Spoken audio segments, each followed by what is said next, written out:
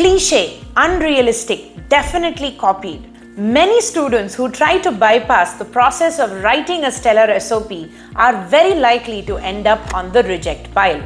This is because the SOP is one of the most important documents that the admissions committee uses to judge your application. If you think about it, the universities don't really know you, and the SOP actually gives you an opportunity for you to tell your story, almost like an interview.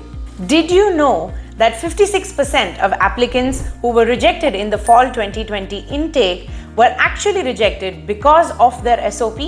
To make sure that this doesn't happen to you, we have compiled a list of top mistakes for you to avoid while writing your SOP. Also, in today's video, I have a bonus hack for you to get started on writing the perfect SOP. So let's check that out as well.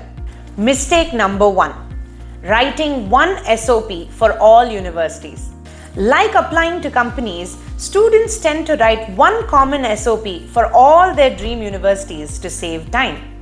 If you're thinking along these lines, then drop this idea. Make sure that your statement of purpose is personalized to the university that you're sending it to and has details as to why you're choosing a specific course at that university. And on a related note, avoid using generic words like highly skilled teachers, great university, research portfolio, etc. Try and be specific as to why you're applying to this particular university and showcase the thorough research you have done in shortlisting said university. If you'd like to see a sample SOP for popular courses like MS and CS, then check out the link in the description. Moving on, mistake number 2, your SOP is not precise. We generally assume that boasting about our extracurricular activities, achievements, etc. will make a good impression on the reader's mind. But in this case, less is more. Avoid writing irrelevant or unnecessary information in your SOP. Instead, focus on key questions like why you're interested in this course, why you're keen on joining this particular university, why you're qualified to get an admit into this department, and what you plan to do once you graduate. Besides, most universities have a strict word limit. Generally speaking, a good SOP is anywhere between 500 to 1000 words. On a related note, many students tend to rewrite their resume in an SOP format. This is not necessary. Remember to focus on your key achievements, experiences, or anecdotes, anything that will help you make your case to the admissions committee. Mistake number 3. Making hollow claims. Imagine you're interviewing a candidate and they tell you, I am hardworking or I am highly skilled. You would expect them to back that up with why they feel they're hardworking or experienced, right? Similarly, don't just say what you are, also show what you are with the help of a story, an anecdote, an example, anything that you can use to highlight the specific quality that you're talking about. With this, we've reached mistake number 4, that is copying content from samples. Many students feel copying from samples is a good idea, particularly those who may not have very polished writing skills. It goes without saying that the admissions committee is strictly against copying or plagiarism, and if they find out that your SOP is copied from a sample, then it straight goes into the rejected pile. So here's what you can do instead. Make a list of questions that you want to answer in your SOP. Create specific answers for these questions.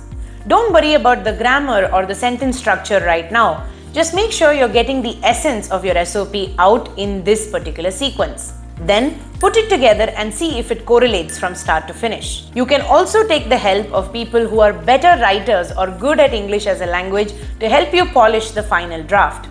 But remember, it has to come from you. Mistake number 5. Grammatical and spelling errors. Submitting an SOP with blunders as basic as grammatical or spelling errors can negatively impact your candidacy. That's why it's always better to write multiple drafts of your SOP, edit it thoroughly, and get it reviewed by a professional. You can also check out online tools like Grammarly to help you with the first draft of your SOP. With this, we come to the end of these few mistakes. There are, of course, many more for us to cover, and if you would like us to make a video on that, then definitely let us know in the comments below. Now, on to the bonus hack. Focus a lot on your introduction. As it is rightly said, the first impression is the best impression. Writing a very powerful opening paragraph will compel the admissions officer to pay attention to the remaining SOP and read till the very end. So in this sense, it has the power to make or break your admission chances. Practice writing a few different opening lines, make sure you have multiple iterations and get them reviewed by an expert or a senior who has done this before. And that's it from us on today's video. If you like this video or found this useful, give us a thumbs up, share and subscribe so that others who are looking for tips on SOP and mistakes to avoid can find this video as well. If you have more specific questions for us, then drop them in the comments below. We will either respond to it or make a video on it so that none of your questions go unanswered. That's all from me today, and until I see you in a new video, this is Shruti signing off. Ta-da!